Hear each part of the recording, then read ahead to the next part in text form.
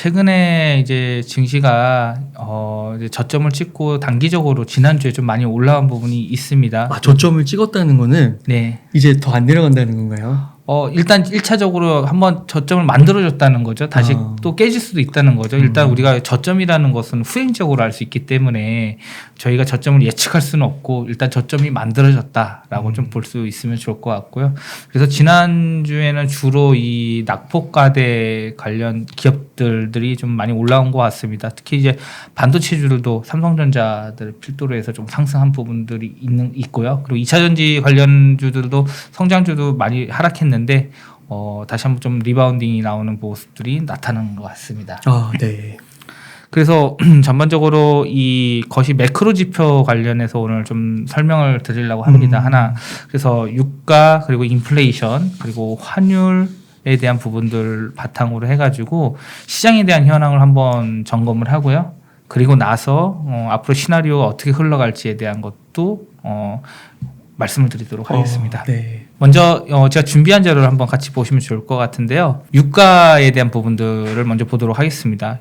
1차적으로 일단 유가는 상승보다는 유가에 대한 하락 가능성이 높을 것이다 라고 좀 생각을 하고 있는데 WTI 선물 기준으로 봤었을 때 7월 22일 기준으로는 94.7달러로 현재 이러고 했습니다. 100달러가 돌파했었었죠. 또 떨어졌네요. 네, 다시 떨어졌습니다. 체감적으로 우리가 이제 유가 하면은 이제 차를 보유하시는 분들이 굉장히 민감할 수밖에 없잖아요. 그래서 2,000원 이상 돌파했는데 보니까 주유소 보니까 1,900원대로 내려왔더라고요. 맞아요. 그래서 일단 뭐 유류세 관련된 인하도 있고 정부에서 지원하는 부분들도 있다 보니까 2,000원 이하로 내려왔다라고 보시면 됐고요. 과거에는 3월 달에는 130달러까지 갔었어요. 그때 이제 지정학적 리스크가 발생을 했었죠. 러시아 우크라이나발 관련해서. 그리고 나서 이중 고점을 만들고 난 후에 단기 하락을 진행하고 있고 현재는 박스권에서 하단에서 유가가 현재 지지 테스트를 현재 받고 있습니다. 다시 한번 또 올라갈 수 있다는 부분인 거고요. 기술적으로는.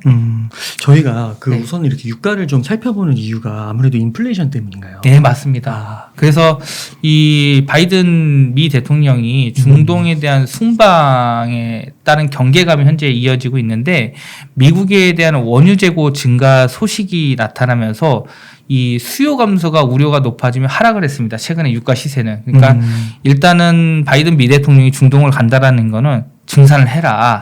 라고 해서 공급을 늘려라. 라는 부분이고요.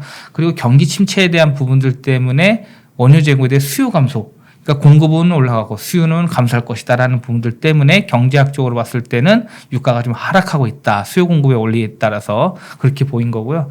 오펙에 대한 추가 증산의 기대는 아직까지는 약할 것으로 현재 시장에서는 보고 있습니다. 특히 이 사우디에서는 아무래도 산유국이기 때문에 이 석유에 대한 생산을 이제 좌지우지 할 수 있죠.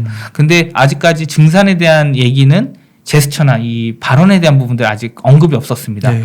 이 사우디에서 언급에 대한 부분들이 증산 언급이 나오면은 유가는 추가 하락 가능성도 있다 볼 수 있을 것 같고요. 그러니까 이거 관련해서 뭐 바이든 대통령이 뭐 헛수고한 거 아니냐, 헛방문한 건 아니냐, 뭐 그런 얘기 있더라고요. 그렇죠. 이제 아마 명확한 결과가 8월 3일쯤에 오펙 플러스 회의에서 나올 것 같아요. 예. 네. 이제 거기서 구체적으로 나오게 되면은 아마 이제 이 사실을 바탕으로 해서 이 유가의 방향성이 나올 것으로 보고 있습니다. 그리고 최근에 또 러시아가 유럽에서 가스 공급을 재개를 했습니다. 그렇기 때문에 이러한 부분들도 좀 유가 하락을 좀 불러일으켰다라고 보시면 좋을 것 같고요. 언제든지 러시아는 이 천연가스 자원을 바탕으로 해서 무기화할 수 있는 돌아설 수 있는 예, 거죠. 그렇기 때문에 굉장히 불확실성이 크다. 이라는 부분들 때문에 유가에 대한 향방은 좀 추후에도 좀 계속해서 관심 갖고 봐야 되지 않을까라고 보고 있습니다. 그래서 종합적으로 말씀드리면 현재 유가 흐름에 대해서는 이 인플레이션과 경기 침체가 동시에 반영을 하고 있기 때문에 상승과 하락 이슈가 동시에 존재하는 상황이다라고 보시면 될 것 같고요. 다만 러시아발의 이 지정학적 리스크가 완화된다면은 유가는 추가 하락에 대한 가능성도 높아 보입니다. 그럴 경우에 지금 현재 지난 22일 기준 94.7달러였는데 83달러까지 조정 가능성도 있다라고 와. 저는 생각을 하고 있고요. 앞서 제가 이 키워드를 유가 상승보다는 유가 하락 가능성이 높다라고 했죠. 그렇기 때문에 유가 하락 시에 오히려 정유업종은 주가가 하락할 가능성이 있고요. 반대로 여행이나 항공업종은 주가가 상승할 가능성이 있다. 그렇지만 이제 주가 지수 측면을 봤었을 때는 유가 하락이 오히려 주가 증시에는 좀 상승으로 갈 수 있는 부분이다라고 보시면 좋을 것 같습니다. 그렇구나. 이게 그 유가가 한 $80까지만 내려와도 굉장히 그 인플레가 완화될 것이고 네. 주식 시장이 조금 다른 흐름이 나타날 것이다. 이렇게 좀 보는 시각들이 좀 있긴 한 것 같더라고요. 네, 맞습니다. 그래서 뭐 지금 그림에서도 원유 재고 현황을 매주마다 발표를 합니다. 원유나 가솔린 이 중간유에 대한 재고품 수준을 미국 석유협회에서 발표를 하는데 현재 저장하고 사용 가능한 석유 제품의 양입니다. 재고가 줄었다는 것은 그만큼 수요가 낮다라는 거고요. 그리고 오히려 재고가 많아지고 있다라는 것은 오히려 수요가 없다라고 볼 수 있습니다. 지금 다시 재고가 하락하는 방향으로 현재 이 꺾은 선, 이 그래프를 볼 수 있고요. 그렇기 때문에 결국 저는 일단 유가 하락에 대한 부분들로 조금 더 접근하면 좋지 않을까라고 말씀드리도록 하겠습니다. 그리고 두 번째 이제 인플레이션 말씀을 좀 드릴게요. 인플레이션은 아무래도 또 유가와 연관성이 있겠죠. 근데 이제 인플레이션은 3분기 이후에 누그러질 것으로 현재 보고 있다라는 것을 키워드로 잡았는데요. 일단 인플레이션 지표를 많이 보는 게 생산자 물가 지수, 그다음에 소비자 물가 지수, 그다음에 PC라고 개인 소비 지출, 굉장히 중요한 지표로 물가 지표로 보고 있습니다.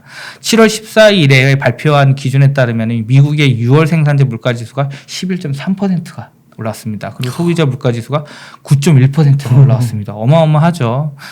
근데 이제 거기서 생산자 물가 지수는 주로 이제 도매 물가나 이제 생산자 입장에서 우리가 이 원유를 바탕으로 석유화학 제품을 다 만들잖아요. 보통 제조업들은. 그러다 보니까 에너지 가격 상승이 올라가다 보니까 생산자 물가 지수가 올라갔다라는 부분이 있고요. 소비자 물가는 1981년 11월 이후에 가장 높은 수준을 기록했습니다. 81년 11월에는 9.6%였는데 진짜 41년 만에 제일 예, 높은 거네요. 그렇죠. 지금 9.1%까지 올랐고요. 뭐 이번 주에 굉장히 중요한 지표가 많이 발표됩니다. 이따 시나리오별에서 좀 말씀을 드릴 건데 미국의 FOMC 회의가 있고 2분기 GDP, 그다음에 개인 소비 지출, 물가, 빅테크 실적들 발표가 주요 이벤트들이 산재하기 때문에 이번 주도 굉장히 중요한 부분들이 좀 많이 관심 갖고 봐야 될 것 같고요. 연준의 물가 안정에 있어서 가장 핵심은 근원 PC 물가 지표입니다. 그리고 이외에 중요하게 보아야 하는 지표는 생산자 물가 지수, 소비자 물가 지수인데요. 일단 우리가 이제 PC 우측 그래프를 보면은 역사 2022년 보면은 이 회색으로 이제 표시가 되어 있죠. 보면은 1월 달 보면은 0.49, 그다음에 2월 달 0.3, 3월 달 0.33, 4월 달 0.34, 5월 달 0.35, 1월 달, 2월 달이 좀 올라왔고요. 3월 달은 조금 내려가고 있습니다. 그리고 반대로 CPI 쪽 보면은 전반적으로 봤었을 때는 과거 대비했을 때 현재 올라가고 있다. 그러니까 일단은 이 물가 지표 자체에서도 지금 지표에서 본 것처럼 이 올라가고 있는 모습들이 나타나고 있기 때문에 실제적으로 우리가 실생활에서도 좀 체감을 하고 있고요. 생필품을 살 때 그런 것들이 현재 미국에서 통화정책 당국에서도 이러한 부분들에 대한 우려를 갖고 있기 때문에 긴축에 대한 것들을 좀 가지고 방향성을 갖고 있다라고 보시면 좋을 것 같습니다. 그래서 2022년 5월에 미국의 헤드라인 CPI는 높은 상승을 확인한 후에 인플레이션 우려가 확대가 됐고요.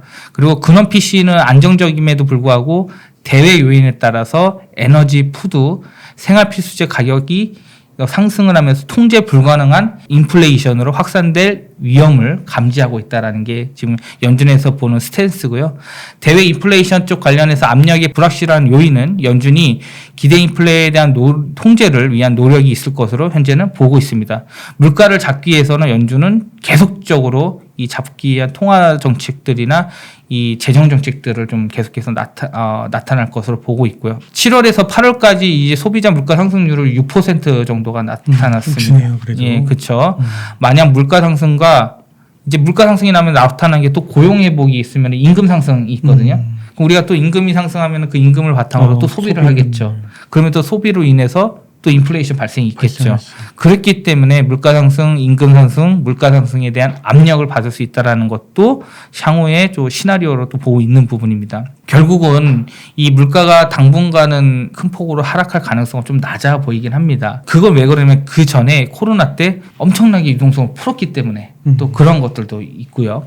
그래서 현재 고물가 시 영업이익률을 방어할 수 있는 업종은 운송이나 에너지, 음식료, 은행 등이 있습니다. 지난 공모주 투자를 또 인플레이션 관련주로 음식료 관련해서 말씀을 드렸고요. 아무튼 이 영업이익률을 방어할 수 있는 업종에 대한 4가지 업종을 좀 보시면 좋을 것 같고요. 3분기까지는 물가 상승에 따라서 실적 반영이 나타날 것으로 보고 있기 때문에 3분기 실적은 이 4 업종은 좋게 나올 수 있을 것이다 라고 생각을 합니다. 조금은 뭐 한 분기 이런 그 기간을 두고 투자하시는 분들은 운송, 에너지, 음식료, 은행 이런 쪽을 좀 보시면 좋겠네요. 네, 맞습니다. 다음은 이제 환율인데요. 환율은 지금 고공행진을 한 후에 숨고르기를 준비할 수 있다라고 좀 이렇게 키워드를 달았습니다. 우측에 보면은 이 원달러 환율 선물 차트인데요. 월봉 차트입니다. 일봉 차트가 아니고 와, 월봉 차트. 변했네요. 예. 보시면은 현재 1,313원 7월 20일 기준으로 와. 1,300원대 있고요.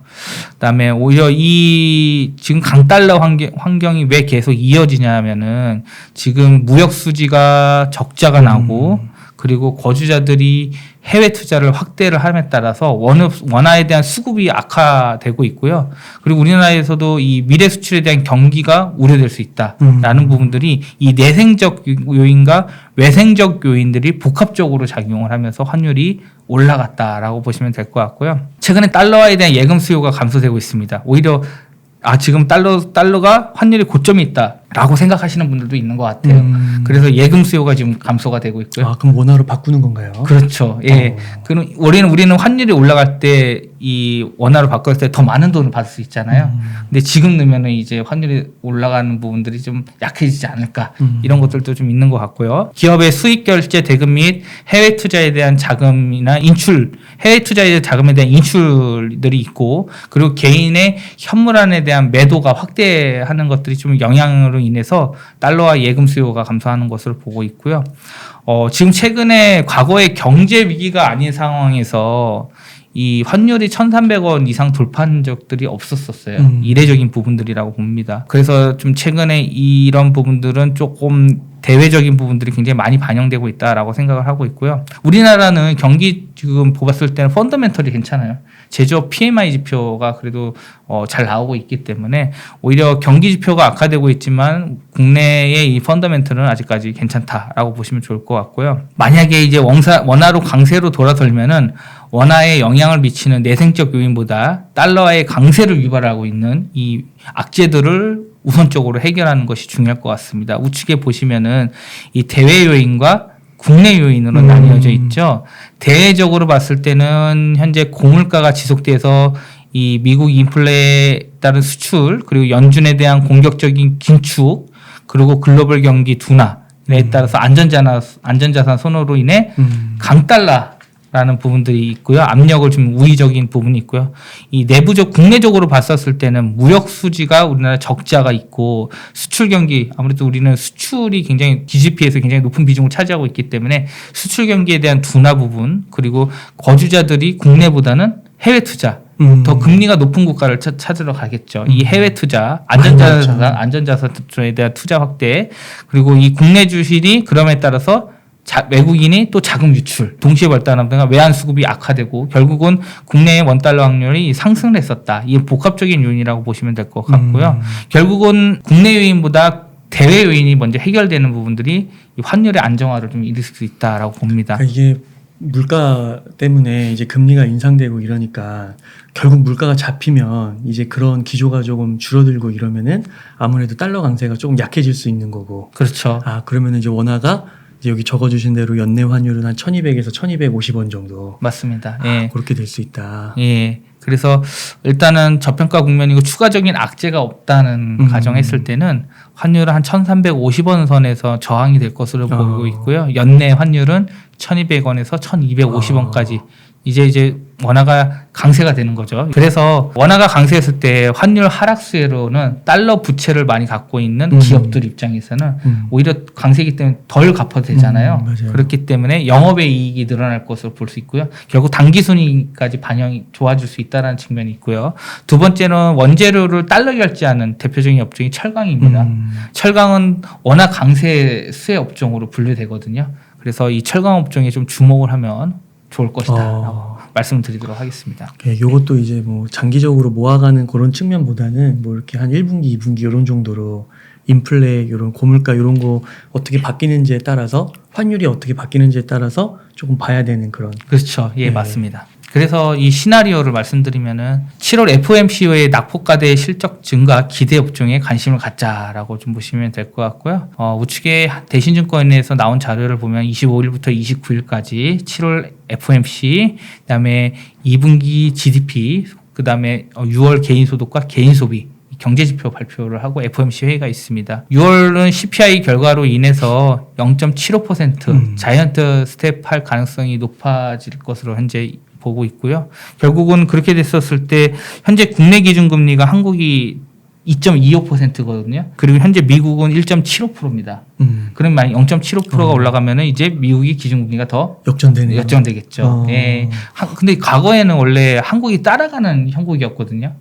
이제 미국이 올리면 우리나라도 올리고 미국이 떨어지면 우리나라도 떨어뜨리고. 근데 지금 현재 외화 자금 유출에 대한 부분들로 해서 이 중앙은행에서도 먼저 선제적으로 지금 대응을 하고 있는 것으로 보고 있습니다. 그래서 한국이 현재는 기준금리가 높지만 2.25%로 근데 미국이 이번에 0.75% 올라가면 역전 현상이 발생할 것으로 보고 있고요. 이 외에 유럽도 이제 기준금리를 올렸죠. 현재 0.5죠. 그래서 7월 22일 날 이제 처음으로 올렸는데 유로존에서도 이제 이런 물가나 이런 부분들 때문에 추가적인 상승에 대한 것들도 있을 것으로 보고 있습니다. 왜냐하면 지금 투자를 봤었을 때는 그러면 유럽보다는 미국이나 한국이 매력적일 수가 있거든요. 금리로만 봤었을 때는. 그렇기 때문에 유럽도 금리를 올릴 수 있는 것들에 대한 충분히 방향이 있을 수 있다라고 보고 있고요. 그리고 아무래도 그렇게 유로가 그렇게 이제 EU가 금리를 인상한 거가 달러 지수 같은 거 봤을 때 아무래도 그 달러 강세는 조금 이렇게 저지하는 그런 게 나타날 수 있는 거 아닌가요? 예, 맞습니다. 인덱스의 유로가 이제 상당 부분 또 차지하는 부분들이 있기 때문에 그렇게 볼 수 있을 것 같고요. 그래서 금리 인상폭이 커질수록 경기 침체에 대한 우려도 있고 통화 정책에 대한 급격한 변화도 우려를 하고 있고요. 결국 장기 기대 인플레이션이 최근에 하향하고 있다라는 거면 주식시장에서는 긍정적으로 볼 수 있습니다. 조금만 더 버티면 되겠네요. 예. 근데 이게 이제 장기 기대 인플레이션 하향이 된다라는 것은 뭐냐면 시그널이 경기가 좋지 않을 거라는 그런 부분이거든요. 아, 그래요? 그렇죠. 그러니까 지금 금리를 확 올려놓고 다시 금리를 내릴 수 있는 룸을 만들어내야 되잖아요. 우리가 이제 코로나 때 그때는 이제 B컷이라는 걸 했었잖아요. 그렇기 때문에 지금 제로 금리 수준에서 마이너스 금리로 가는 거는 안 되니까 경기 침체에 대해서 오히려 금리를 올렸다가 통화 정책을 좀 유연하게 하기 위해서 다시 또 내릴 수도 있다라고 보면 될 것 같고요. 그러니까 주식 시장에는 긍정적으로 그렇죠. 예, 그렇게 볼 수 있습니다. 미국의 2분기 GDP 28일에 발표합니다. 근데 만약에 2분기 역성장하지 않는다면은 경기 침체 요소는 줄어들 것으로 또 보고 있는 시장에 대한 그 관점도 있습니다. 보시면은 현재 2분기 GDP가 마이너스 1.6입니다. 전월치가. 근데 예상치는 0.8로 해가지고 전분기 대비했었을 때 오히려 올라갈 것이다. 그래서 성장할 것이다라고 보고 있거든요. 오히려 지난 분기 때 좋지 않았기 때문에 그런데 이 부분은 오히려 조금 침체에 대한 부분들은 또 줄어들 것으로 보는 시각도 있다라고 보시면 됩니다. 그래서 올해 FOMC가 7월 제하고 3번이 남았어요. 그리고 9월이 연준의 금리 인상 속도가 아마 베이비 스텝인 0.25% 정도 상승할 가능성이 있다고 보고 있고요. 가장 높았을 때 코로나 전의 기준금리가 2.5%였어요. 그러면 한 번 더 지금 만약에 0.75 오면 2.5거든요. 근데 9월에 올리면 2.75%까지 올라간다라고 볼 수 있을 것 같고요. 결국 내년 상반기 중에는 금리 인상 사이클이 마무리될 것으로 보고 있습니다. 3% 정도 만약에 올라가도 3% 초반 아니면은 2% 후반까지는 이제 금리에 대한 이 밴드가 형성될 수 있다라는 거고요. 금리 인상 사이클이 마무리되면 아무래도 시장에 대해서는 조금 안정화가 더 될 수 있겠죠. 이제 이번 주죠. FOMC 회의가 주식시장의 단기 방향성을 잡아줄 것으로 보고 있고 증시 반등의 핵심은 결국은 2023년에 이제 금리가 조금씩 안정화됐을 때 실적이 좋아지는, 이익이 좋아질 수 있는 이런 업종들을 찾는 게 중요할 것 같고요. 그리고 불확실한 부분들은 9월까지 이어질 것으로 보고 있기 때문에 지수 반등 시 추세적인 것보다는 업종 자체가 순환매가 될 수 있다라는 가능성이 높아 보입니다. 결국은 FOMC 이후에 낙폭과대 실적 증가가 나타날 수 있는 가치주 위주로 좀 편입을 하면 좋을 것 같고요. 우측에 보시면은 8월 이후에 투자 접근을 하는 게 오히려 좋을 것 같습니다. 지금은 FOMC까지 좀 확인을 하는 게 좋을 것 같고요. 그리고 3분기랑 4분기가 실적 기대감이 있는 섹터 및 기업 위주로 포트폴리오를 편입하시면 좋은데 반도체랑 자동차 등의 시클리컬 업종을 관심 가지면 좋을 것 같습니다. 와, 이게 대표님 이렇게 정리를 너무 깔끔하게 해주셔가지고요. 너무 감사합니다. 이게 너무 쏙쏙 이해가 너무 잘 됐고, 아, 이게 유가와 인플레이션과 환율, 요런 부분을 좀 이렇게 중심적으로 보면은 이제 현황을 좀 이해할 수 있고, 앞으로의 좀 시나리오까지도 이렇게 볼 수 있구나. 공부를 할 수 있었던 좋은 시간이 아니었나 싶습니다.